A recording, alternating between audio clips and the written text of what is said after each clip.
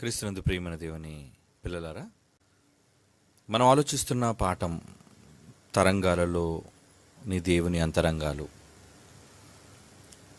మొదటి భాగంలో మనం ఆలోచించినట్లుగా ఈ ప్రకృతి నిండా సమాచారం కోసం దేవుడు మనకు కంటికి కనిపించని తరంగాలను దేవుడు సిద్ధం చేశాడు. అందును బట్టే కోట్ల కాంతి సంవత్సరాల దూరంలో ఉన్న వాటిని చూసి వాటికి సంబంధించిన సమాచారాన్ని ఈరోజు మనం తెలుసుకోగలుగుతున్నాం. విశ్వంలోనికి తొంగి చూడగలుగుతున్నాం. ఎంతో దూరాన్ని అతి సునాయాసంగా సమాచారాన్ని పంపి తిరిగి పొందగలుగుతున్నాం. నిజానికి దేవుడు చేసిన ఈ ప్రకృతిలోని ఈ తరంగాల వలన సమాచార వ్యవస్థ ఎంతగా లాభపడుతుందో అన్నది ఈరోజు మనం యూజ్ చేసే పరికరాలు, కమ్యూనికేషన్ డివైజెస్ అంటారు.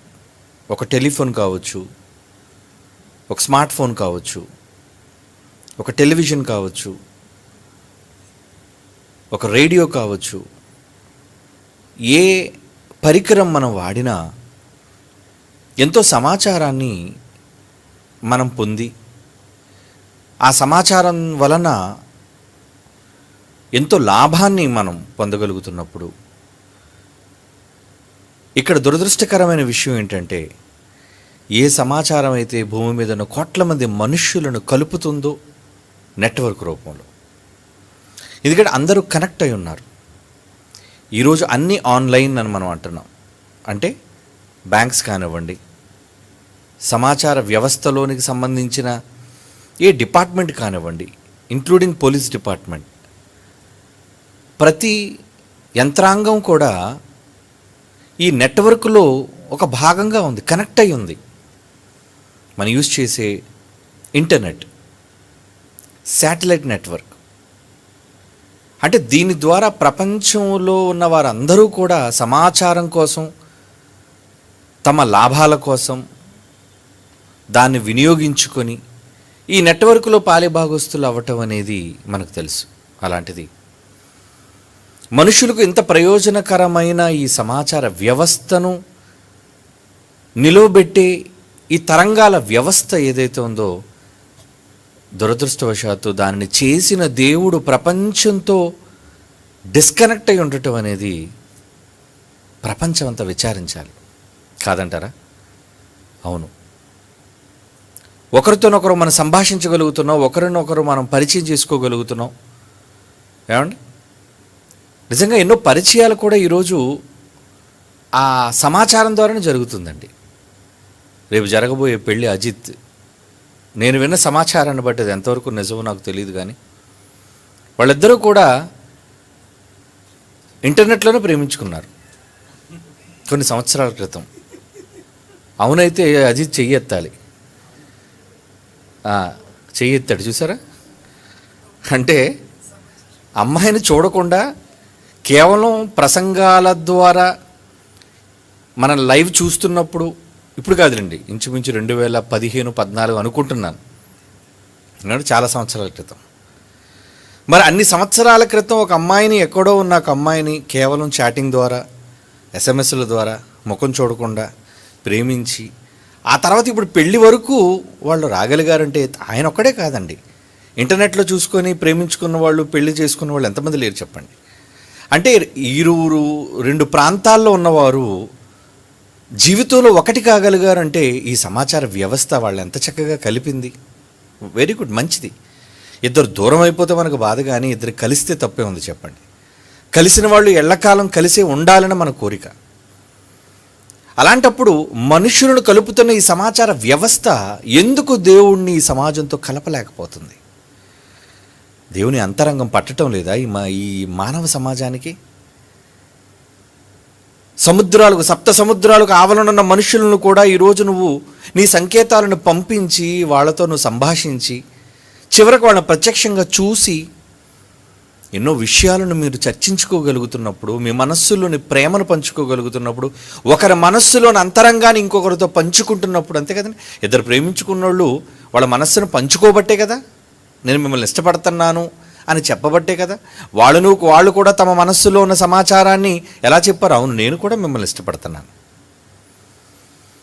ఈ సమాచార వ్యవస్థ ద్వారా దూరంగా ఉన్న ఇద్దరు కలవగా లేనిది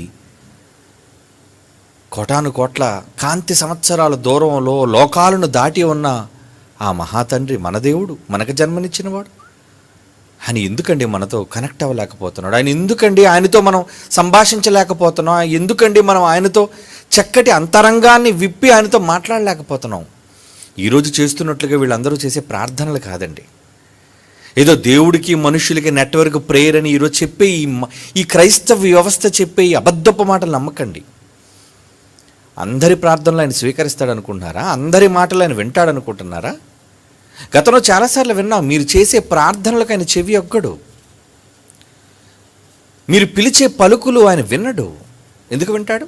నెట్వర్క్ కనెక్ట్ అవ్వాలి ముందు. అప్పుడప్పుడు మనం కాల్ చేస్తాం, కానీ పైన సిగ్నలింగ్ లేదనుకోండి, మన మొబైల్లో నెట్వర్క్ చూపిస్తుంది మనకి, అది గీతల ద్వారా మనకు చూపిస్తుంది. ఒక్కోసారి ఫుల్గా ఉందనుకో, 5 గీతలు ఉన్నాయనుకోండి, ఆ నెట్వర్క్ బాగుందన్నమాట. అలాగే నెట్వర్క్ లేని ప్రాంతాలకు వెళ్ళినప్పుడు అది ఆటోమేటిక్గా బలహీనం అయిపోతుంటుంది. అది ఒక పాయింట్ ఉందనుకోండి, ఒక్కొక్కసారి ఆ పాయింట్ కూడా ఉండదు. అప్పుడు ఎన్ని కాల్స్ మీరు ట్రై చేయండి, కనెక్ట్ అవ్వరండి. మీరు అనుకున్న వాళ్ళు మీరు రీచ్ అవ్వలేరు. నిజమే కదా? మరి దేవునికి మనుషులకు ఏది ఎక్కడ ఎస్టాబ్లిష్ అయింది చెప్పండి? కనెక్షన్ ఎక్కడ, నెట్వర్క్ ఎక్కడ ఎస్టాబ్లిష్ అయింది చెప్పండి? ప్రతి ప్రసంగికుడు క్రైస్తవ బోధలోనే వాడు చెప్పే మాట ఏంటంటే, దేవుడికి మనుషులకి నెట్వర్క్గా పనిచేసేది ప్రార్థన అని. మీ ప్రార్థనలు ఆయన వినడం. ఏమండి? విలాప వాక్యాలు చూడండి, ఒక మాట చూద్దాం. ఎందుకంటే ఏదో మీరు భూమి మీద నుంచి ప్రార్థన చేస్తే దేవుడి దగ్గరికి వెళ్ళిపోయి ఆ నెట్వర్క్లో మీ మాటలు ఆయన సన్నిధికి చేరిపోయి ఆయన వింటాడు అనుకుంటే పొరపడుతున్నారు. విలాప వాక్యములు 3వ అధ్యాయము 44వ వచనం చూడండి ప్రియులారా. బైబిల్ చెబుతుంది సమాధానం. తన అంతరంగములోని మాటలను దేవుడు చెబుతున్నాడు, పలుకుతున్నాడు. ఏమండి? మా ప్రార్థన నీ యొద్ద చేరకుండా నీవు మేఘము చేత నిన్ను కప్పుకొని ఉన్నావు. తీశారండి? విలాపవాక్యములు 3వ అధ్యాయం 44 కదండి చదువుతున్నాం. 44 చదివిన తర్వాత 8వ వచనం కూడా చదువుతామండి. ముందు 44 చదువుదాం. ఏమంటున్నాడండి? మా ప్రార్థన నీ యొద్ద చేరకుండా నీవు మేఘము చేత నిన్ను కప్పుకొని ఉన్నావు. అంటే నువ్వు చేసే ప్రార్థన ఆయనకు రీచ్ అయిపోతుందని నువ్వు అనుకోవటం మీ పొరపాటు. ఒక్కోసారి మనం ఎస్ఎంఎస్ పెడతామండి. ఎస్ఎంఎస్ పెడతామా? పెట్టిన తర్వాత ఎస్ఎంఎస్ వెళ్ళిపోయిందని మనం అనుకుంటాం, కానీ అది డెలివరీ అయ్యిందా లేదా, వాళ్ళ మొబైల్లోనికి ఆ ఇన్బాక్స్లోనికి వెళ్ళిందా లేదా అన్నది ఎలా తెలుస్తుంది? ఒక్కోసారి నెట్వర్క్ లేనప్పుడు ఎస్ఎంఎస్ పెట్టేసినండి, ఈరోజు పంపించిన మెసేజ్ రేపు వస్తుందండి. ఇదేంటిది? నిన్న రావాల్సిన మెసేజ్ ఈరోజు వచ్చిందేంటి?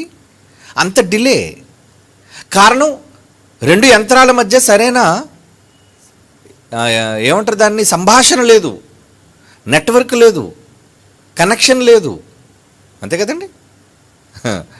ఇక్కడ ఏమంటున్నాడు ఆయన? మళ్ళా చూద్దాం. మా ప్రార్థన నీ యొద్ద చేరకుండా నీవు మేఘము చేత నీవు కప్పుకొని ఉన్నావు.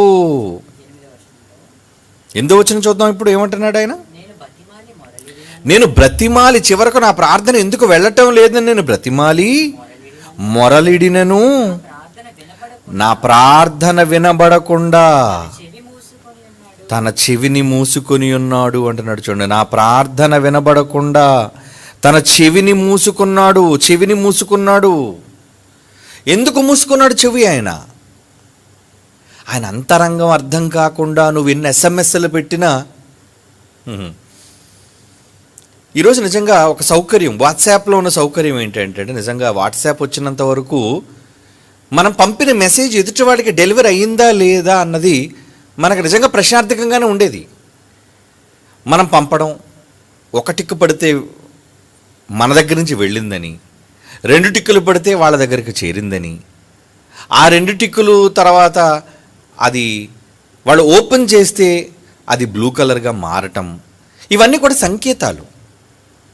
అంటే ఎక్కడో దూరాన మనం ఉన్నా మనం పంపిన సమాచారం వాళ్ళకి చేరింది అనడానికి ఒక సూచన మనకు కనబడుతుంది.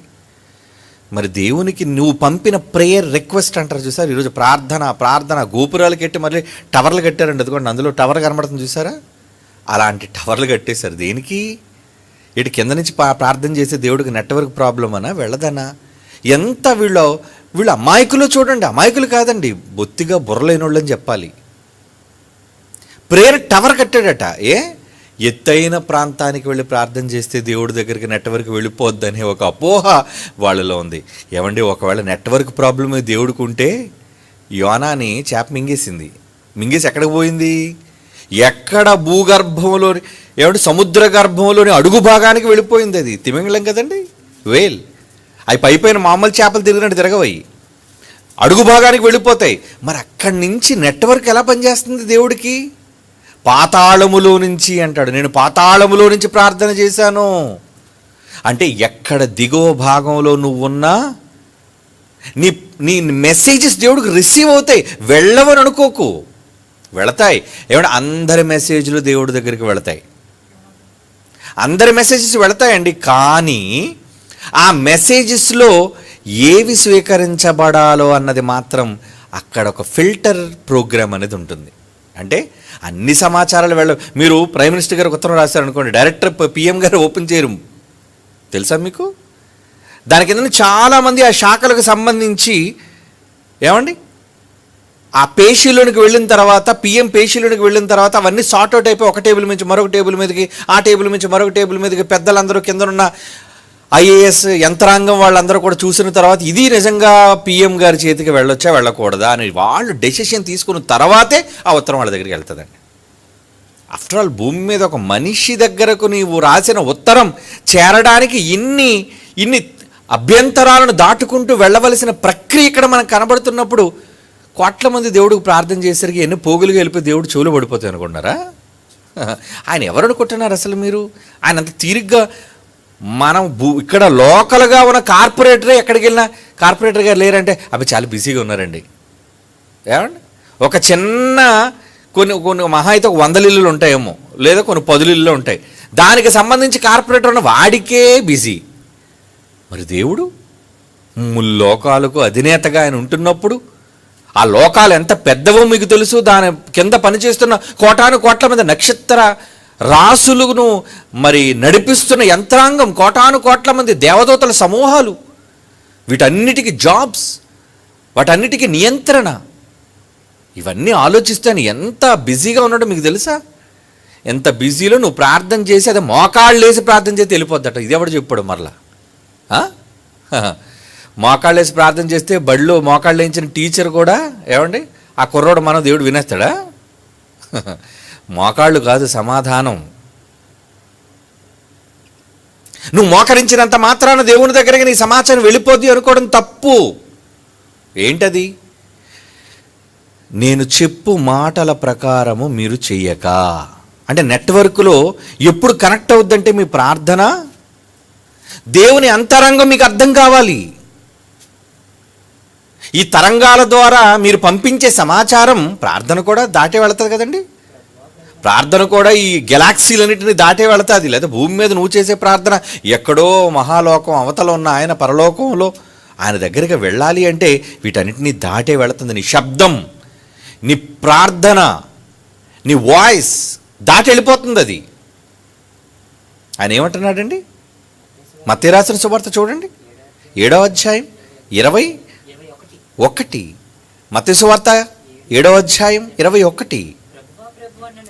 ప్రభువా ప్రభువా అని నన్ను పిలుచు ప్రతివాడు పరలోక రాజ్యములో ప్రవేశించడు, కానీ పరలోకమందున్న నా తండ్రి చిత్త ప్రకారము చేయువాడే ప్రవేశిస్తాడు. కనుక మీరు నన్ను పిలవటం ఆపేయండి. నా తండ్రి చిత్త ప్రకారంగా చేసి నన్ను పిలవండి. లూకాసు వార్తలో మరొక మాట అన్నాడు, ఏమని? నేను చెప్పు మాటల ప్రకారం మీరు చెయ్యక ప్రభువా ప్రభువా అని నన్ను పిలుచుట ఎందుకు? అంటే ముందు ఆయన చెప్పిన మాటల ప్రకారంగా మీరు చెయ్యాలి. చెయ్యాలా వద్దా? ఆయన ఏం చెప్పాడు? బైబిల్లో ఉంది. ఆయన ఎలా మిమ్మల్ని బ్రతకమన్నాడు? ఆయన అంతరంగం, ఆయన మనస్సు.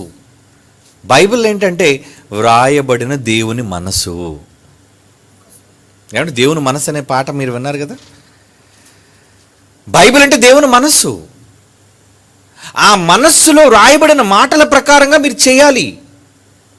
అలా మీరు చేయకుండా లోకాసు వార్త 6వ అధ్యాయం 46వ వచనంలో ఏమంటున్నాడు? ఇప్పుడు చదవండి. లోకాసు వార్త 6వ అధ్యాయం 46వ వచనంలో, నేను చెప్పు మాటల ప్రకారం మీరు చెయ్యక ఈ నెట్వర్క్ ద్వారా, ఈ తరంగాల ద్వారా ప్రభువా ప్రభువా ప్రభువా ఏమండి నువ్వు ఉపవాస ప్రార్థనలు ఎందుకు? ఏమండి ఏడ్చుకుంటూ ప్రార్థన ఎందుకు? మోకరించి ప్రార్థన ఎందుకు? ప్రార్థన చెయ్యు. ఎప్పుడు? నేను చెప్పిన మాటల ప్రకారంగా మీరు చేసి ప్రార్థన చేయండి. మీకు అర్థమైందో లేదో, ఈ కిటుకు మీకు అర్థం కావాలి. జనాలు బైబిల్ చదువుతున్నారు కానీ అందులో ఉన్న ఆంతర్యం వాళ్ళకి అర్థం కావటం లేదండి. ఏదో ప్రార్థన చేస్తే దేవుడు వినేస్తాడండి. వినడో. ఎప్పటి వరకు మీకు చెప్పిన దొంగ బోధకులు అందరూ ఏమన్నా ప్రార్థన చేయండి, మీరు ప్రార్థన చేయండి, దేవుడు వింటాడు. ఎందుకు వింటాడు? ఎందుకు వింటాడు? నీ ప్రార్థన, నీ అభ్యర్థన వినాలి అంటే నీ అభ్యర్థనలో న్యాయం ఉండాలి. ఏమండి మీరు ఏదైనా ఒక వినతి పత్రం ప్రభుత్వ అధికారికో కలెక్టర్కో ఎవరికో మీరు పెట్టుకున్నప్పుడు ఆ అభ్యర్థన నిజమో కాదో అనేది ఎంక్వైరీ చేస్తారు వాళ్ళు. నాకు దయచేసి ఇల్లునివ్వండి. ఈరోజు ఇల్లులు గ్రాంట్ చేస్తున్నాడు కదండి జగన్. మరి ప్రభుత్వ ద్వారా ఇల్లులు కేటాయిస్తున్నప్పుడు, సెంటు భూమిని కేటాయిస్తున్నప్పుడు నీకేం నిజంగా ఒక 10 ఎకరాలు ఉండి నువ్వు దొంగచాటుగా ఎందుకు ఈ సెంటు భూమిని కూడా పోగొట్టుకోవాలని భూమి మీద ఉన్న వ్యామోహంతో నువ్వు కూడా ఒక దొంగతనం రాసావు అనుకో, అప్పుడు ఏం చేస్తాడు? ఫిల్టర్. చాలామంది అధికారులు ఉన్నారు. ఇంతకీ నీకు రేషన్ కార్డు ఉందా లేదా? నీకు కారు ఉందా లేదా? నీకు సొంత ఇల్లు ఉందా లేదా? ఇప్పుడు అన్నీ బ్యాంక్ అకౌంట్తో మొత్తం అంతా కనెక్షన్ అయిపోయింది కదండి. నీ బ్యాంక్ డీటెయిల్స్ ఎలా ఉన్నాయి? నీ బ్యాంకులో బాగా డబ్బులు కనబడుతున్నాయి అనుకోండి, నీకెందుకు సెంటు భూమి? రిజిస్టర్ ఆఫీసులో నీ పేరు కొట్టగానే నీకు ఎక్కడెక్కడ ఆస్తులున్నాయి మొత్తం అంతా కనబడిపోతున్నాయి, నీకెందుకు సెంటు భూమి? అంటే నువ్వు పెట్టిన అభ్యర్థన రీజనబుల్గా ఉండాలి. ఇదంతా నేను ఎందుకు చెప్తున్నానంటే, నువ్వు కోరుకున్న ఒక విజ్ఞాపన విన్నపం అధికారి వినాలి అంటే నువ్వు నిజంగా లేనివాడవైతే నీ లేమి నువ్వు అభ్యర్థన చేసినా కన్సిడరబుల్ అంటే వాళ్ళు దాన్ని అంగీకరిస్తారు. అంగీకరించేటట్టుగా నీ అభ్యర్థన ఉండాలి, నీ క్రియలు ఉండాలి. నువ్వు బాగా డబ్బు పెట్టుకుని నాకు మళ్ళీ ఏమీ లేదని చెప్పి నువ్వు ప్రభుత్వానికి వినతి పత్రం పెట్టినంత మాత్రాన ప్రేయర్ అంటారు. దాన్ని కూడా వినతి పత్రం ప్రేయరే. ప్రార్థన చేసినంత మాత్రాన భూమి కేటాయిస్తారు నీకు? లేదే. దేవుడు అంతేనండి. నేను చెప్పు మాటల ప్రకారం మీరు చేయక, లోకసువార్త 6వ అధ్యాయం 46వ వచనం అంటున్నాడు. చదవండి మరలా ఆ మాట. నేను చెప్పు మాటల ప్రకారం. ఏంటది? బైబిల్ 66 పుస్తకాలు ఉన్న బైబిల్ మాటల ప్రకారంగా మీరు చెయ్యక ఈ 24 గంటలు ఈ గోలేంట్రా? మీ గోలేంటి? రాత్రి కూడా మీరు పడుకోరా? కొంతమంది రాత్రి కూడా పడుకోవట్లేదండి ఈ మధ్యని. 12, 1 గంట, 2, 3. ఎందుకు? ఏడు వినేస్తాడనే. పోను వింటాడండి, కాదన్నాం మనం, వింటాడు. ఇంతకీ నువ్వు ఆయనకి నచ్చిన పనులు ఏం చేస్తున్నావు చెప్పు.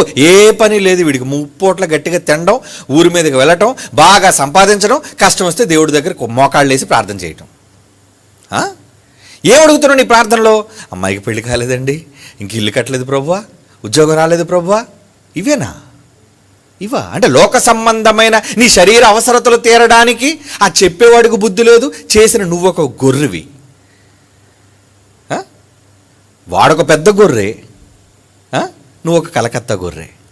మీ ఇద్దరు కలిసి బుర్రలేనోళ్ళు. ఎందుకంటే సరైన వాక్యం మీకు చెప్పేవాళ్ళు లేరు. ప్రార్థన చేయడం తప్పని నేను అనటం లేదు. మీ చేసిన ప్రార్థనకి రిప్లై రావాలి అంటే యేసు ప్రభు చెప్పిన ఈ పాయింట్ మీరు నోట్ చేసుకోవాలి. ఏంటంటే, నేను చెప్పు మాటల ప్రకారంగా మీరు చెయ్యక ప్రభువా ప్రభువా అని 2 సార్లు 3 సార్లు నన్ను పిలుచుట ఎందుకు? నా యొద్దకు వచ్చి నా మాటలు విని వాటి చొప్పున చేయువాడు. మీరు అడగండి, అడగండి అర్రా. మీరు చేసి అడిగితే బాగుంటుంది. ఏమంటే మంచి మార్కులు తెచ్చుకొని బాగా పాస్ అయ్యి, డాడీ నాకు షూస్ కావాలి డాడీ అంటే ఎందుకు కొంటాం? మీ డాడీ అప్పు చేసినా కొంటాడు, డబ్బులు లేకపోతే డాడీ దగ్గర. అవునా? ఎప్పుడు చూసినా మొత్తం రిపోర్ట్ కార్డు నిండా అన్ని బాతుగుడ్లు సున్నాగుడ్లు ఉన్నాయనుకోండి, అంకెలు ఒకటి కూడా లేవు అంటే ఫెయిల్ ఫెయిల్ ఫెయిల్ ఏమండి. ఫెయిల్ అయిపోయిన రిపోర్ట్ కార్డుతో వచ్చి డాడీ నాకు షూ కొనవా, డాడీ నాకు బైక్ కొనవా, డాడీ నాకు సైకిల్ కొనవా, పో అవతలగా అంటాడు. చూసారా? అంటే మీ అభ్యర్థన వెనక కూడా ఒక బలమైన కారణం ఉండాలి. ఈరోజు క్రైస్తవులందరూ కూడా దేవుని కొరకు కాకుండా వాళ్ళ సొంత అవసరతల కోసం అడుగుతూ దేవుని అంతరంగాన్ని తెలుసుకోకుండా వాళ్ళ మనస్సులోని అంతరంగాలని 24 గంటల ప్రార్థనలు ఇదే గోళ. అందుకే వాళ్ళ ప్రార్థనలు అంగీకరించబడవు.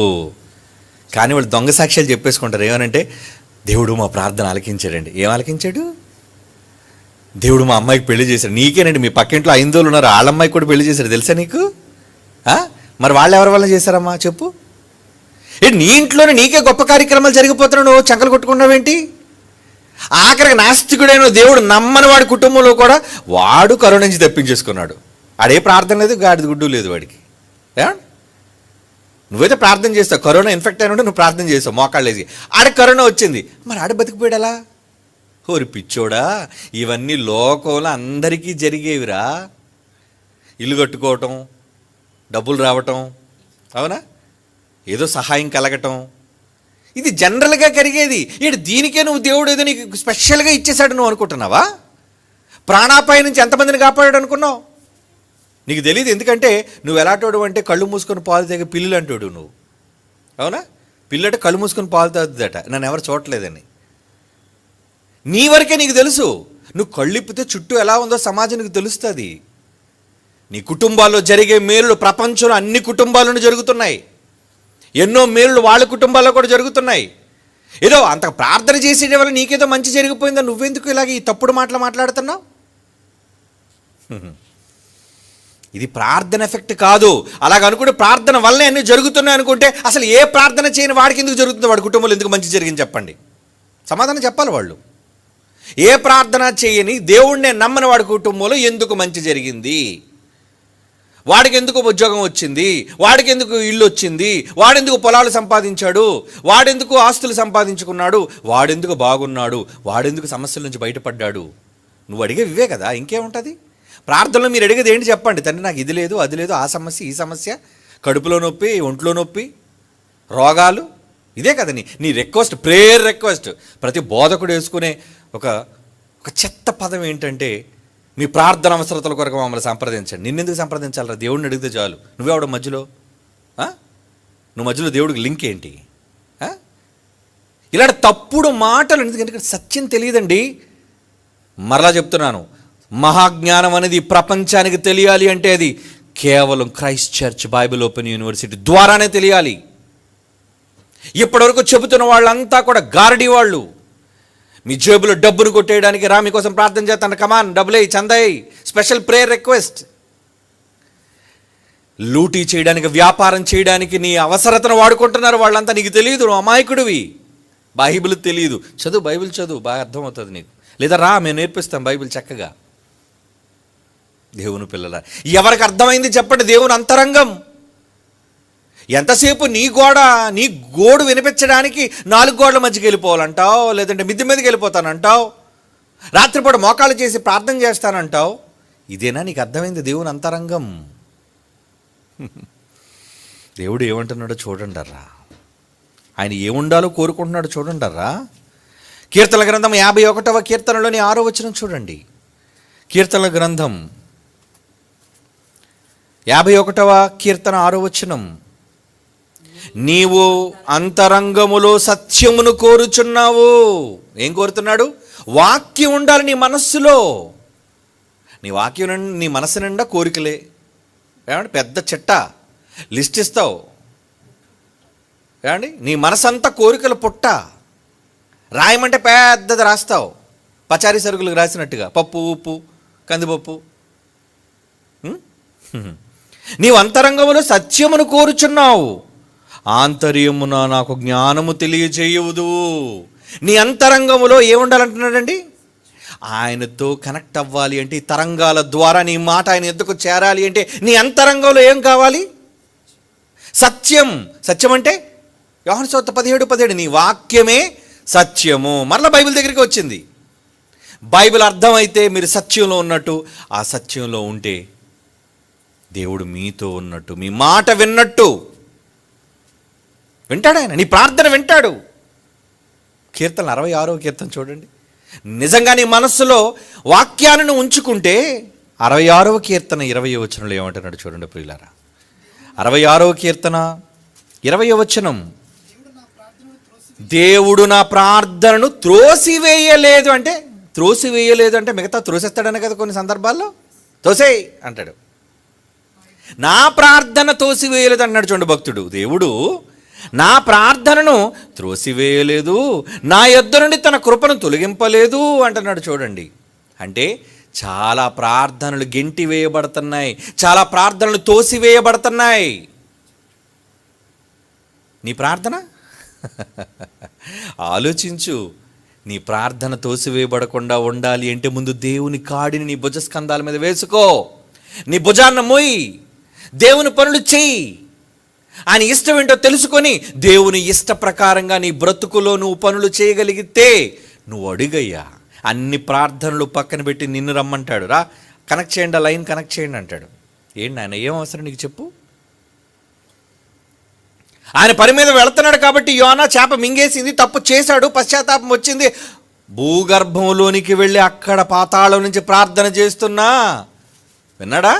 విన్నాడు. సరే అన్నావు కదా, కక్కే ఆయన బయటికి కక్కే అన్నాడు. వింటాడా ఆయన? ఎప్పుడో తెలుసా? నువ్వు ఆయన పని కోసం మరలా నువ్వు అలర్ట్ అయిపోయినప్పుడు, నీ తప్పు నువ్వు తెలుసుకుని దేవుని పనిలో మరలా నువ్వు కొనసాగాలి అనే నిర్ణయాన్ని నువ్వు తీసుకున్నప్పుడు నీ ప్రార్థన వింటాడు. ఎందుకంటే ఆయన అంతరంగం నీకు అర్థమైంది. నీ అంతరంగం నువ్వు చెప్పకపోయినా ఆయనకు అర్థమైపోద్ది. ఎందుకంటే దేవుడు ఎలా అంటాడో తెలుసా? మాట మీ నోట రాక మునుపే నీ మనసు అంతా తెలిసినవాడు, నీ అంతరంగం అంతా తెలుసు ఆయనకి. నీకు ఎటొచ్చి తెలియంది ఏంటంటే ఆయన అంతరంగమే. నీ మనస్సు ఆయనకు తెలుసు, నీదే కదా. ప్రపంచంలో అందరి మనస్సులు ఆయనకు తెలుసు.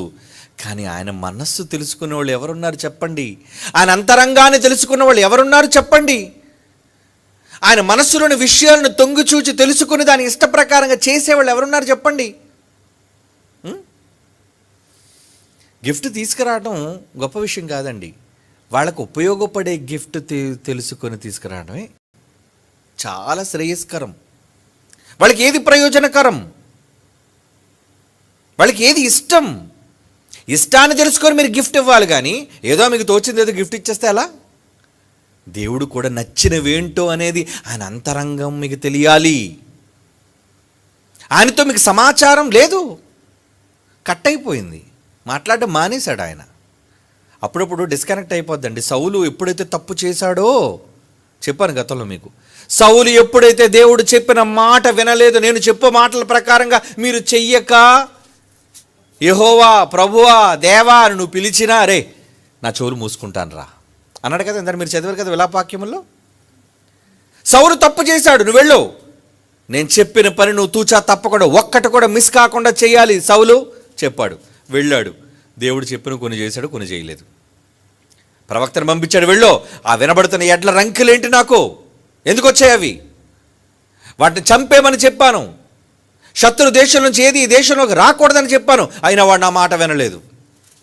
ఇక చెప్పు, ఇక నేను వాడితో మాట్లాడదలుచుకోలేదు, ఇక నేను వాడు మాట వినదలుచుకోలేదు. సమూయేలు మొదటి గ్రంథం 15వ అధ్యాయం, సమూయేలు మొదటి గ్రంథం 15వ అధ్యాయం అండి, 22వ వచనం. దేవుడు ఏమంటున్నాడు? ఆలోచించు, బలులు అర్పించుట కంటే ఆజ్ఞను గైకొనుట, పొట్టేళ్ల క్రొవ్వు అర్పించుట కంటే మాట వినుట శ్రేష్టము. మాట్లాడడం మానేశాడండి. Network disconnect.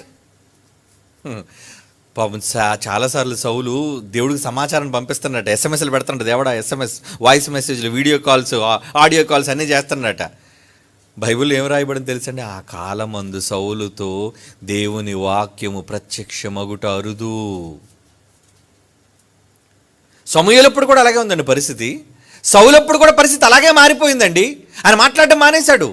ఎప్పుడైతే మాట్లాడడం మానేశాడో ఆఖరికి ఒక సోది చెప్పేదాని దగ్గరికి వెళ్ళాడు.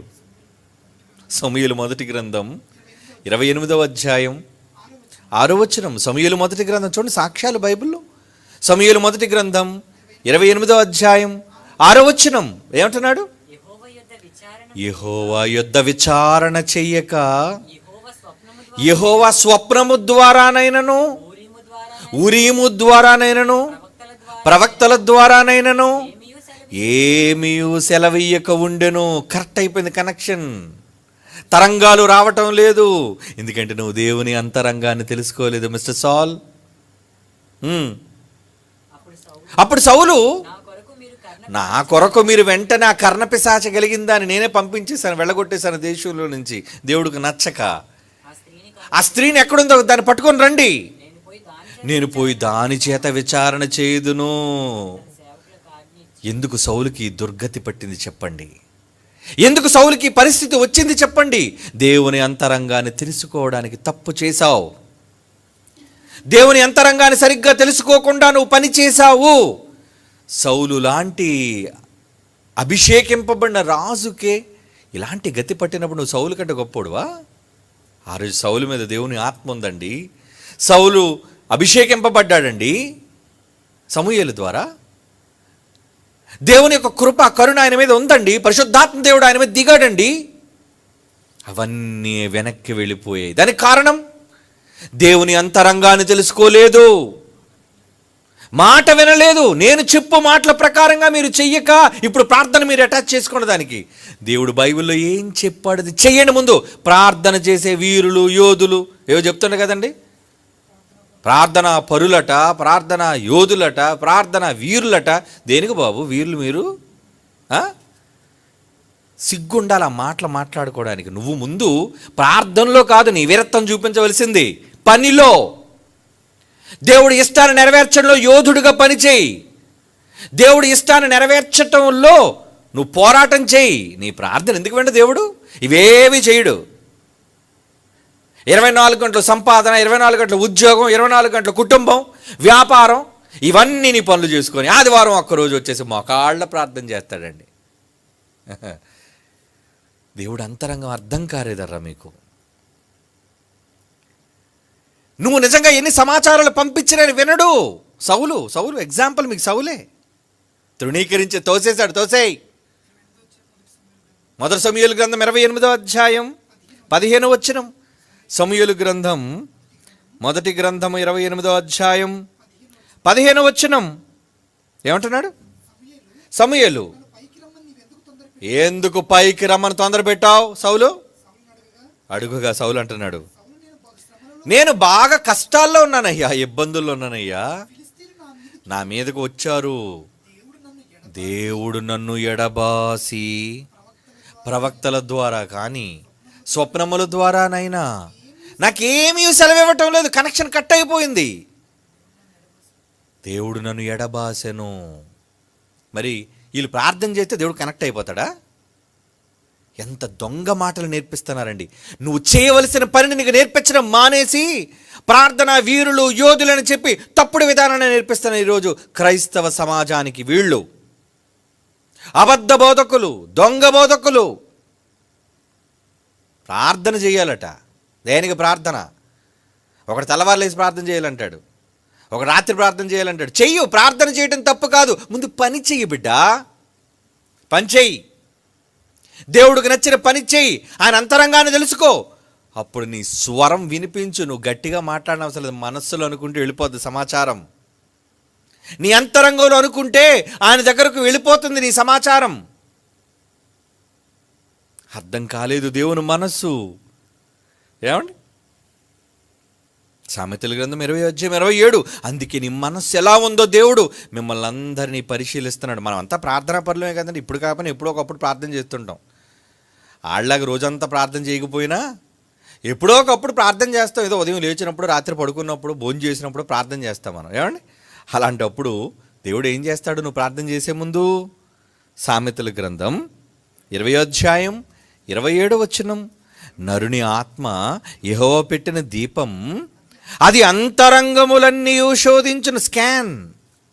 నీ మనస్సు ఎలా ఉందో ఆయన ప్రతిరోజు శోధిస్తున్నాడయ్యా, పరిశీలిస్తున్నాడయ్యా. నీ ప్రార్థన వినాలో లేదో అదే నిర్ణయిస్తుంది. ఇవన్నీ ఆలోచించకుండా నా ప్రార్థన వెళ్ళిపోతుంది, దేవుడు వింటాడు, దేవుడితో నేను కనెక్ట్ అయిపోయాను. ప్రపంచం అంతా డిస్కనెక్ట్ అయిపోయిందండి దేవుడితో. ఒకరితోనొకరు బాగా కనెక్ట్ అయి ఉన్నారు. ఏమంటే మీరు టచ్లో ఉన్నారా? టచ్లో ఉన్నారు. అందరితో బాగా టచ్లో ఉన్నారు. కానీ టచ్ పోయింది ఎవరితో తెలుసా? దేవుడితో. కానీ ఇడంటే టచ్ అంటాడు మళ్ళీ దొంగ మాట. ఈ మాయలు గారిడి, ఈ పాయలు పకీరు చేసేదే టచ్ అంటాడు. ఎవడరా ముట్టుకున్నాడు నిన్ను? ఆడనేవాడు ముట్టుకున్నాడు. వీడిని ఎత్తిపోయి చేసి తోసిడు అనుకున్నాడు. టచ్ అంటే స్పర్శ యొక్క అర్థం తెలియని వాడు. దేవుడితో టచ్లో ఉండడం అంటే ఏంటో తెలుసా? నువ్వు ఇలా పలుకు, నువ్వు ఇలా పిలు, వచ్చేస్తాడు ఆయన. నీ వెనకుంటాడు, నీతో ఉంటాడు. అది టచ్లో ఉండడం అంటే. ఏమండి నాకు సీఎం అంటే బాగా టచ్లో ఉంటాడు. ఏది ఫోన్ కొట్టవసారి, ఫోన్ చేస్తే రింగ్ అవుతుంది, ఎత్తట్లేదు అనుకోండి. అంటే ఇంకేం టచ్లో ఉన్నట్టు నీకు? టచ్లో ఉంటే ఏంటంటే నువ్వు ఫోన్ చేసినప్పుడు బిజీలో ఉండి ఎత్తకపోయినా అయిపోయిన తర్వాత వెంటనే తిరిగి రిటర్న్ కాల్ వచ్చేస్తుంది నీకు. ఏంటంటే మీరు చేశారు ఏంటి, సీఎం దగ్గర నుంచి మళ్ళీ ఫోన్ వచ్చిందా? టచ్లో ఉంటే చేస్తాడు అతనే. మరి దేవుడితో ఈరోజు ప్రపంచానికి ఉన్న ఏంటి ఆ టచ్ లేదు. మీ భార్యతో బాగా టచ్లో ఉన్నావు, పిల్లలతో బాగా టచ్లో ఉన్నావు, ఏమండి బంధువులతో బాగా టచ్లో ఉన్నావు, అందరితో లోకంలో ఉన్న అందరితోనూ టచ్లో ఉన్నావు. కానీ దేవుడితో డిస్కనెక్ట్. దేవుని అంతరంగం తెలియకపోవటం వలనే ఈరోజు నువ్వు చేసే విజ్ఞాపనలు, అభ్యర్థనలు ఏవి దేవుని దగ్గరికి వెళ్ళావు, అంగీకరించబడవు. త్రోసేస్తున్నాడు పక్కకు ఆయన, తోసేయి. అందుకే ఆయన అంతరంగాలను శోధిస్తున్నాడటండి.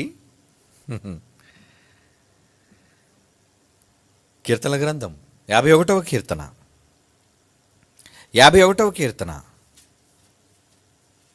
10వ వచనం. 51వ కీర్తనలోని 10వ వచనం అండి. దేవా నాయందు శుద్ధ హృదయము కలుగజేయుము, నా అంతరంగములో స్థిరమైన మనస్సును నూతనముగా పుట్టించుము. నువ్వు ఎలా ఉండాలి తెలుసా? ఇంటర్నల్గా ప్యూర్, శుద్ధముగా, మంచి మనస్సుతో, కపటం లేకుండా. ఏమండి కపటదారులు కదండి, బయటికి ప్రేమగా ఉంటారండి. ఒకరు బాగా వాక్యం చెప్పారనుకోండి, లోన కపటం. వీళ్ళు బాగా చెప్పేశారు, వీళ్ళు ఏదో చెప్పేశారు వీళ్ళు, కనుక వాళ్ళు అసహించుకోవటం, వాళ్ళ మీద కోప్పడటం, వాళ్ళ మీద కంప్లైంట్ చేయటం. మనుషుల మనస్తత్వాలండి. కపటమైన మనస్సు ఇంకెక్కడుంది శుద్ధత్వం? అందుకే వాళ్ళు డెవలప్ అవ్వలేరండి, ఎదగరు, సత్యం వాళ్ళకు రాదు, దేవుడు వాళ్ళతో ఉండడు. శుద్ధ హృదయం నీలో ఉండాలి, ప్యూర్ హార్ట్, మంచి మనస్సు, దేనినైనా క్షమించే మనస్సు, దేనినైనా ప్రేమతో స్వీకరించే మనస్సు. ఏమండి ప్రేమతో స్వీకరించాలి. మరలా పాత విషయాలు ఇవన్నీ ఎందుకు నీకు? మా సోదరుడు నన్ను ఫోన్ చేశాడు, అన్నా ఎలా ఉన్నారు? బాగున్నాను నాన్న, అందరూ క్షేమంగా ఉన్నాం, మిమ్మల్ని అందరినీ చూడాలనుకుంటున్నాం, డాడీని కూడా కలవాలి అనుకుంటున్నాం, రావచ్చా అనియా? వెల్కమ్, రానా రండి. మీకు మాకు మధ్య ఏముంది చెప్పండి? విభేదం లేదు, ఎల్లప్పుడూ మీతో కలవడానికి మేము సిద్ధం. చూద్దరు కానిలేండి, వాళ్ళు వచ్చిన తర్వాత వాళ్ళు ఎవరో చూద్దరు కానీ. ఏమండి రేపు 2 నెలలు బిజీ. రేపు ఏప్రిల్ నెల 3వ తేదీన ప్రయాణం బయలుదేరితే మరలా జూన్ నెల ఇక్కడ మీటింగ్కి వచ్చినంత వరకు తీరిక లేదండి. కంటిన్యూ మీటింగ్లు, ఒకదాని తర్వాత. దేనికి? ఆయన అంతరంగం తెలిసిన వాళ్ళం కనుక ఆయన కోసం వెళ్ళాలి, సాగిపోవాలి, ఆయన మనస్సును చెప్పాలి సమాజానికి, బహిరంగంగా ప్రజల మధ్య నిలువబడి. గతంలో కనీసం ఒక 2 సభల తర్వాత ఇంటికి వచ్చే ఖాళీ ఇమ్మంటే నా డేట్స్ మేనేజర్ జాన్ ప్రసాద్ అని ఒక్క రోజు గ్యాప్ ఉంచలేదండి, ఒక్క రోజు. ఈ మీటింగ్ అయిపోయిన తర్వాత మరుసటి రోజు అక్కడ మీటింగ్. ఇలా 2 నెలలు. ఏప్రిల్ 3 బయలుదేరితే మరలా జూన్ 6, 1, 5వ తేదీ వరకు ఇక్కడికి రాకుండా సర్లేండి, పెట్టాడు, దేవుని పనే కదా. అంతకన్నా అవకాశం వచ్చినప్పుడు దేవుడి కోసం పని చేయని జీవితం ఎందుకు చెప్పండి? అప్పుడు ఆ తమ్ముడు అన్నాడు, మీరు ఎలాగ ఉండరు కదన్నా, మీరు ఉన్నప్పుడే మేము వస్తాం డాడీ దగ్గరికి, వెల్కమ్, రండి, జూన్ నెలలో కదా, రా, నీ ఫ్యామిలీని తీసుకొని రా. దేవుని పిల్లలారా, మనస్సు శుద్ధమైనదైతే ఎవరినైనా మీరు స్వీకరించగలరు, మంచి మనస్సుతో, కపటమైన మనస్సు కాదు. నీ మనస్సు శుద్ధమైనదైతే గతాన్ని మర్చిపోతారు మీరు. మరలా మీ మనస్సులో పాతవి జ్ఞాపకం చేసుకోరు.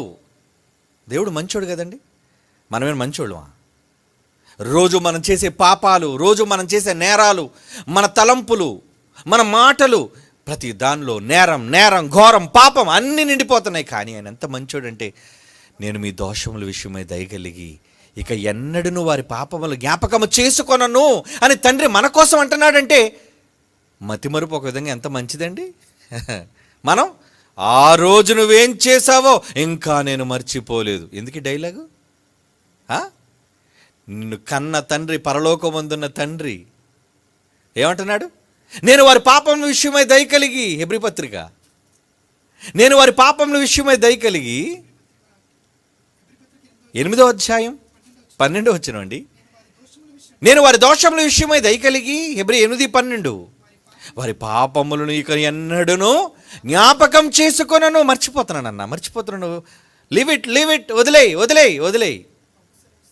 ఏమండి, నిజంగా నాకు ఫోన్ చేసినప్పుడు ఆ సోదరుడు వెరీ గుడ్, ప్రేమగా ఉందా నాన్న, ఎందుకు ఈ సమస్యలన్నీ, నా డాడీతో మాట్లాడతాం, ఒక పక్కనే ఉన్నారు, మాట్లాడు, డాడీ ఇమ్మంటారా? నిజంగా డాడీ ఫోన్ తీసుకొని how are you my son అనేసరికి సంతోషంతో పొంగిపోతున్నాడు ఆ తమ్ముడు. ఎలా ఉన్నావు నాన్న, బాగున్నావా? ఏమండి, ఏంటి ఎన్నాళ్ళకి మీ నాన్న జ్ఞాపకం వచ్చాడా అంటే టైం దొరికిందా మళ్ళీ సూటిపోటు మాటలు బాణాలు వేసేద్దాం వాళ్ళకి? అంటే నీ మనస్సు శుద్ధమైనది కాదు, ప్యూర్ లేదు నీకు. ఎవరో ఎప్పుడో చేసిన నువ్వు మర్చిపోలేదు. ఇంకా నువ్వు మర్చిపోలేనప్పుడు దేవుడు నీ పాపాలు మర్చిపోవడం మంచిదే కాదా చెప్పండి? ఎందుకు మర్చిపోతారు? వద్దు, ఒరే వీడు రాసినవన్నీ జ్ఞాపకం చేద్దాం, బోర్డు మీద రాయరా. వీడు చచ్చిన తర్వాత వీడి దగ్గర లెక్క తీసుకుంటారు మొత్తం అంతా. నువ్వు పాపాలు క్షమిస్తేనే ఎదుటి వాళ్ళు నీవు క్షమించబడతాయి. ఇది దేవుని అంతరంగం అర్థం కావాలి. దేవుని అంతరంగం అర్థం కావాలి. దేవుని పిల్లలారా, నిజంగా దేవుని యొక్క మనస్సులను మీరు తొంగి చూడగలిగితే మీరు ఎక్కడుండైనా దేవునికి మీ విజ్ఞాపన ద్వారా వెళ్ళండి, కనెక్ట్ అయిపోండి దేవునికి. దేవునికి తరంగాల ద్వారా మీ సమాచారాన్ని పంపండి, లేదా దేవుడిచ్చే తరంగాల ద్వారా. ఇప్పుడు ఈ మాటలు వెళుతున్నాయి ఎవరివి? ఏమండి, ఎక్కడెక్కడో లైవ్ ద్వారా చూస్తున్న వాళ్ళందరికీ ఈ మాటలు వెళుతున్నాయి. ఈ తరంగాల ద్వారా దేవుని అంతరంగాన్ని ప్రకటిస్తున్నాను ఈరోజు. నేను ఇక్కడ లైవ్లో ప్రకటిస్తున్నాను, రేపొద్దున అనేక ప్రాంతాలకు తిరిగి ప్రజల మధ్య ప్రకటిస్తాను. అది కాదా నా భాగ్యం? అది కాదా నా సంతోషం? అది కాదా నా ఆనందం? ఎందుకంటే దేవుని అంతరంగం అర్థం కావాలి అంటే, దేవుడికి నేను ప్రార్థన చెయ్యాలి అంటే మొదట నేను ఆయన చెప్పిన వాటి ప్రకారంగా నేను చెయ్యాలి. ఆయన ఏం చెప్పాడు? మీరు సర్వలోకమునకు వెళ్ళి సువార్త ప్రకటించున్నాను. చెప్పు, నా కోసం నువ్వు చెప్పు. చెప్పాలి అనే ఆయన మాట, ఆయన కోరిక నెరవేర్చకుండా, ఎక్కడికి వెళ్లకుండా, ఏమీ ఆయన కోసం మాట్లాడకుండా 24 గంటలు ఇంట్లో కూర్చొని ప్రార్థన, గోపురం మీద ప్రార్థన, ఇంట్లో ప్రార్థన, గదిలో ప్రార్థన. ఎవడకు కావాలి దిక్కుమాలి ప్రార్థనలు? ఆయన మనస్సు గ్రహించండి. ఈరోజు దేవుడు ఏర్పాటు చేసిన తరంగాలు ఆయన మాటల కోసం. ఒక్క మాటలో చెప్పాలి అంటే అండి, ఈరోజు టోటల్ నెట్వర్క్ సిస్టమ్ అంతా ఉంది అంటే అది దేవుని మాటలకి first priority, top most priority ఇవ్వాలంటే ఈ సమాచార వ్యవస్థలన్నిటి ద్వారా మొట్టమొదట వినిపించబడవలసింది దేవుని సమాచారం. కానీ దుష్టుడు చెడ్డ సమాచారం, దొంగ సమాచారం, దుష్ట సమాచారం, ఒకటికి హాని చేసే సమాచారం కదండి ఈరోజు మీడియా నిండా. ఏ సమాచారంలోనే చెప్పండి, నెట్వర్క్ ఆయన కలుగు చేస్తే నెట్వర్క్లో నువ్వు దూరి పెత్తనం నువ్వు తీసుకొని నీకు నచ్చింది ప్రకటిస్తావా? తప్పు చేస్తున్నావు.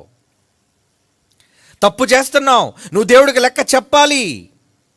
అందుకే దేవుడు ఏమన్నాడు చూడండి, యెషయాగ్రంథం 52వ అధ్యాయం 7వ వచనం.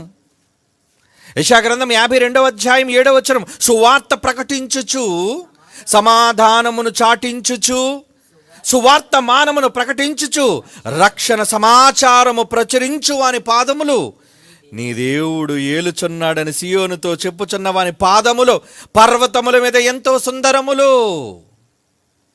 నీ పాదాలు సుందరంగా మారాలి అంటే కమాన్, అడుగుపెట్టి బయటికి వెళ్ళు. ఈ తరంగాల ద్వారా దేవుని సమాచారాన్ని అందించు. నువ్వా ఏం చెప్తున్నావు? నీ ప్రక్కనున్న వాళ్ళకి సైతం దేవుని జ్ఞానాన్ని నోరు విప్పు చెప్పలేని మోగవాడివి, మోగదానవు నువ్వు. మొబైల్లో స్మార్ట్ ఫోన్ ఉంచుకొని కూడా ఏమండి దేవుని మాటలు పంపించలేరు మీరు. ఎక్కడో ఏదో జరిగిందండి, బాంబు పేలిందండి, దాన్ని వెంటనే షేర్ చేసేయాలండి. నీకు పేలిపోద్దు బాంబు తర్వాత చచ్చాక. ఈ సమాచారాన్ని కాదు నువ్వు అందించవలసింది. ఎక్కడో ఒకటి తప్పిపోయేటండి ఫోటో వేసేసరికి అబ్బాయి ఎంత నిజంగా సమాజం మీద ఎంత ప్రేమ వీళ్ళకి. ఎవరో ఒక అనాథ ముఖం వేసుకొని ఒక చిన్న కుర్రాడు నిలబడి వీడు తప్పిపోయాడు, వీడు అమ్మ నాన్న లేరు అనేసరికి ఎంత జాలి. అందరికీ షేర్ చేస్తారు గ్రూపులో, ఎందుకు వాళ్ళ అమ్మ నాన్న దొరకాలని. మరి మీ నాన్న నీకోసం చూస్తున్నాడు ఇప్పుడు కనెక్ట్ అవుతావని, ఎందుకంటే ఎప్పుడో డిస్కనెక్ట్ అయిపోయావు. నీ ఫోటో వేయాలి ముందు, రే వీడు దేవుడికి వీడికి డిస్కనెక్ట్ అయిపోయింది, తప్పిపోయాడు దేవుడి నుంచి అని. మీ ఫోటోలన్నీ ముందు పడాలి వాట్సాప్లో. ఏది షేర్ చేస్తారు చెప్పండి, ఏది పంపిస్తున్నారు చెప్పండి. మీ చేతనైన చేతిలోని అరచేతులు ఈ పనే చేయలేని మీరు ఇక మరలా బయటకి వెళ్ళి సువార్త ప్రకటించి మీ పనులు మానుకొని, మీ ఉపాధి మానుకొని ఊరూరా తిరిగి దేవుని వాక్యం చెప్తారు మీరు. అంత గొప్ప భాగ్యమా దేవుడికి మీ వల్ల? సిగ్గుపడండి. మేమేం చేయలేకపోతున్నాం దేవునికి దూరం అయిపోయాం, దేవునికి నెట్వర్క్ కట్ అయిపోయింది మాకు. మేము ప్రార్థన చేసిన ఈ ప్రార్థన అంతా బూడిదలో పోసిన పన్నీరు వెళ్ళటం లేదు ఆయన దగ్గరికి. నిజం, మీరు దేవుడి కోసం పని చేయకుండా ఏ ప్రార్థన చేసినా ఆ ప్రార్థన నిష్ప్రయోజనం, నిర్వీర్యం. ఏం చేయాలంటున్నాడు? సువార్త ప్రకటించుచు, ఈ నెట్వర్క్ ద్వారా ఆయన మాటలు చెప్పు, ఈ తరంగాల ద్వారా ఆయన మాటలు పంపించు, సువార్తను ప్రకటించుచు, సమాధానము చాటించుచు, సువార్తమానమును ప్రకటించుచు. ఎందుకు అన్నిసార్లు చెప్తున్నాడండి? చెప్పాలి నువ్వని. రక్షణ సమాచారము ప్రచురించు అని పాదములు ఆహా దేవుని పర్వతాల మీద సుందరములు అంటున్నాడండి. యెషయాగ్రంథం 62:11. యెషయాగ్రంథం 62:11 ఆలకించుడి, మీతోనే చెప్తున్నాడు, ఆలకించుడి. భూదిగంతముల వరకు యెహోవా సమాచారము ప్రకటింపజేసి ఉన్నాడు. ఇదిగో రక్షణ మీ యొద్దకు వచ్చి ఉన్నది, ఇదిగో ఆయన ఇచ్చు గొప్ప బహుమానము ఆయన యొద్ద ఉన్నది, ఆయన ఇచ్చు జీతము ఆయన తీసుకుని వచ్చుచున్నాడని సియోను కుమార్తెకు తెలియజేయడు. ఎవరా సియోను కుమార్తె? నువ్వే. ఆ సియోను కుమార్తె ఎవరో కాదు, నువ్వే. నీకు సమాచారాన్ని ప్రకటించడం అర్థమైందా? ఈ సమాచారం మనకి ఎక్కదు, ఈ సమాచారాన్ని మనం పొందలేదు. యెహోవా సమాచారమును ప్రకటింపజేసి ఉన్నాడు. పాపం ఆయన మెసేజ్ పెట్టాడట మీకు, నువ్వు నో రిప్లై. సమాచారానికి రిప్లై లేదు. ఏమండి, ఎవరైనా మీకు రిప్లై సమాచారం SMS పెట్టిన తర్వాత తిరిగి మీరు స్పందించాలి కదండి. మనకు నచ్చకపోతే కదండి స్పందించాం. ఎవరైనా SMSలు పెడుతున్నారు అనుకోండి, మనం ఎప్పుడు రిప్లై ఏమని చెప్పడం, మనకు నచ్చకపోతే రిప్లై ఏమో.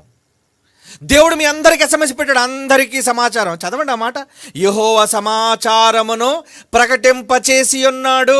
మీ చేతులు ఉన్నది బైబిల్, అదేనండి SMS. సమాచారం వచ్చింది, లోకాలను దాటుకుంటూ వచ్చింది ఆ సమాచారం, తరంగాలను దాటుకుంటూ వచ్చింది ఆ సమాచారం. ఏం చేస్తున్నారు మీరు? ప్రకటిస్తున్నారా? ఆయన ప్రకటింపచేసిన సమాచారాన్ని మీరు నమ్మారా? అసలు చదివారా? స్వీకరించారా? రిప్లై ఇచ్చారా? ప్రభువా చేరింది ప్రభువా, నేనేం చేయాలి చెప్పు ప్రభువా. లేదు నీకోసం చేస్తున్నాను ప్రభువా. ఏ సమాచారం లేదండి మన దగ్గర నుంచి. ఎంత దయానీయం. అందుకే బాధతో అంటున్నాడు చూడండి ప్రవక్త యెషయాగ్రంథం 53 మొదటి వచనం. యెషయాగ్రంథం 53 మొదటి వచనం అండి. మేము తెలియజేసిన సమాచారం ఎవడు నమ్మెను? మేము పంపించిన టెక్స్ట్కి ఎవడు రిప్లై ఇచ్చాడు? మేము పంపించిన ఉత్తరానికి తిరిగి సమాధానం ఎవరిచ్చారు అంటున్నాడు చూడండి. మేము తెలియజేసిన సమాచారము ఎవడు నమ్మెను? నమ్మలేదటండి లోకం. ఎంత దయానీయం. లోకమంతా నెట్వర్క్ను వాడుకుంటున్నారే, ఆ నెట్వర్క్లో దేవుడికి స్థానం లేకుండా పోయింది. బాధ. నెట్వర్క్ అంతా ఆయనది, సమాచార వ్యవస్థే ఆయనది. గాల్లో ఆయన తరంగాలు పెట్టకపోతే, రే నువ్వు శాటిలైట్ తయారు చేసి ఎవడికి రావాలరా? నువ్వు టెలిఫోన్ కనిపెట్టి ఎవడికి కావాలరా? నువ్వు టెలివిజన్ కనిపెట్టి ఎవడికి కావాలరా? నువ్వు స్మార్ట్ ఫోన్ తయారు చేసి ఎవడికి ప్రయోజనం రా?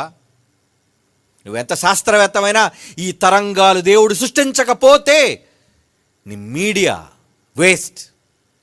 కానీ అలాంటి మీడియాలో దేవుడికి చోటు లేదండి. ఉదయాన్నే ప్రకటించబడుతున్న దేవుని మాటలా? దొంగల మాటలు, అబద్ధికుల మాటలు, దేవునికి విరోధులైన వారి మాటలు.